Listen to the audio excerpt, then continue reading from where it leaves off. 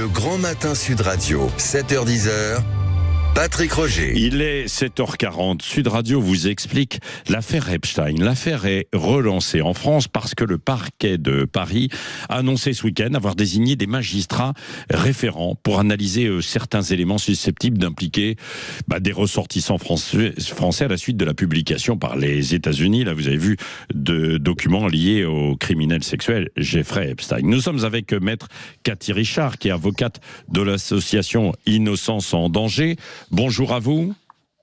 Bonjour. Qu'est-ce que ça peut changer là, cette annonce par le parquet de Paris de magistrats qui vont travailler et enquêter sur des éléments en France?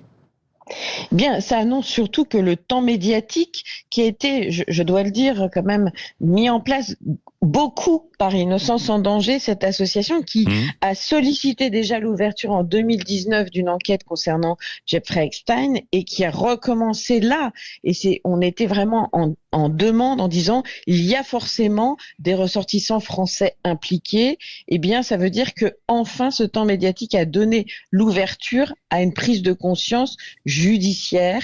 Et est-ce que des magistrats vont, en collaboration avec des policiers, regarder enfin tous les documents, revoir même une ancienne procédure qui était la procédure du recruteur Brunel, reprendre tout, remettre l'ouvrage par terre et puis revérifier tout enfin pour pouvoir voir à quel moment quel ressortissant français est impliqué. Oui, Il faut savoir que la justice française est compétente s'il y a des ressortissants français impliqués en France et à l'étranger, ou des ressortissants étrangers impliqués en France. Et de la même manière, des victimes à l'étranger, si elles sont françaises, ça nous regarde.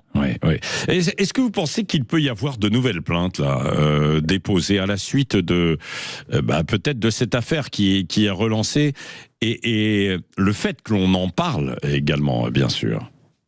Alors, ce qui est certain, c'est que en 2019 déjà, la présidente de l'association Innocence en danger avait recueilli des témoignages de victimes qui étaient terrorisées, il faut bien le dire. Parce que l'affaire Epstein, c'est une affaire tentaculaire et qui met en place beaucoup d'élites, de gens de pouvoir. Epstein savait très bien s'entourer et les victimes étaient à l'époque vraiment terrorisées. Ce qu'il faut aujourd'hui, c'est que les victimes entendent qu'elles peuvent être entendues. Nous pouvons aussi recevoir leurs témoignages et puis surtout leur offrir une certaine une écoute et puis des conseils. Et puis, ce qu'il faut aussi savoir, c'est que on entend beaucoup dire que ce sera prescrit, qu'il y a beaucoup de choses prescrites. Oui, c'est ce que j'allais dire. Oui, parce que effectivement. Je vous réponds à ça. Moi, je vous réponds à ça. Il faut savoir que la justice française a mis en place dans certains dossiers, comme par exemple le dossier Dino Scala, la prescription dite glissante, c'est-à-dire que quelqu'un qui poursuit des activités criminelles ne peut pas bénéficier de la prescription. Donc, tout cela devra être étudié de près et enfin que la justice s'en saisisse, eh bien, c'est déjà un premier pas et c'est ce que nous appelions de tous nos voeux dans notre combat. Est-ce que vous aviez été agacé par les propos d'abord du chef de l'État qui disait que ça concernait cette affaire Epstein surtout les États-Unis et puis après par la défense de Jack Lang, même si ça a beaucoup avancé ces derniers jours, mais il a encore dénoncé ce week-end, je le cite, un tsunami de mensonges.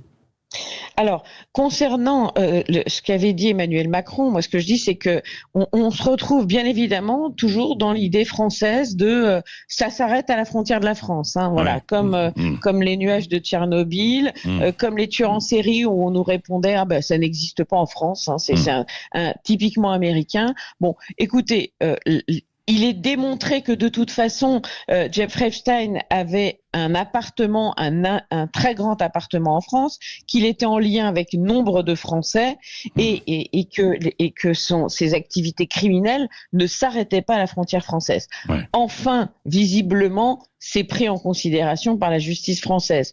Quant à Jack Lang, écoutez, qui parle d'un tsunami de mensonges, c'est sa défense et ça le regarde. Ce qui est certain, c'est que justement, que enfin il y ait une étude juridique, judiciaire de tous ces documents évitera peut-être aussi qu'on donne en pâture des noms de gens dont le nom apparaît juste parce que, par exemple, Epstein voulait les rencontrer, ce qui n'est pas le cas de Jack Lang, bien évidemment. Oui, non, mais effectivement, on a besoin de savoir exactement qui fait quoi. Ça va être le travail des 3 magistrats qui ont été nommés, parce que il y a des gens qui ont été cités parfois, mais c'était simplement, je dis ça évidemment entre guillemets, pour du financement d'opérations, des films, etc., pour sa venue à Paris.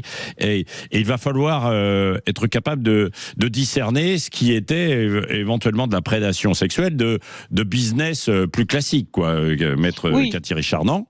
Alors, il y a tout ce qui est prédation sexuelle, il y a business classique et puis il y a business pas forcément classique aussi. Oui, mais vrai. En tout cas, une chose est sûre, c'est que lui mélangeait tout. Ouais. C'est-à-dire qu'il tissait sa toile réellement d'abord parce qu'il était charmant, il devenait ami, ensuite il parlait business, argent, et puis il banalisait l'abject.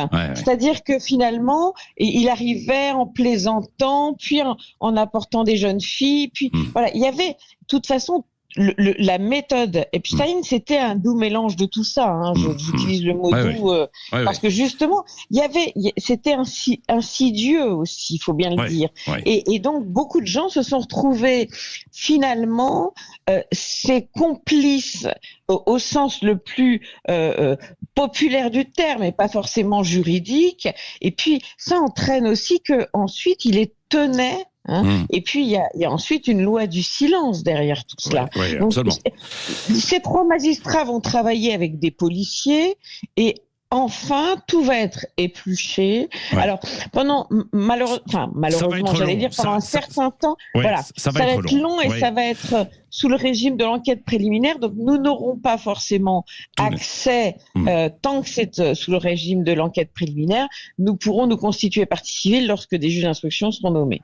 Merci beaucoup, maître Cathy Richard. On va suivre ça, avocate donc de l'association Innocence en danger.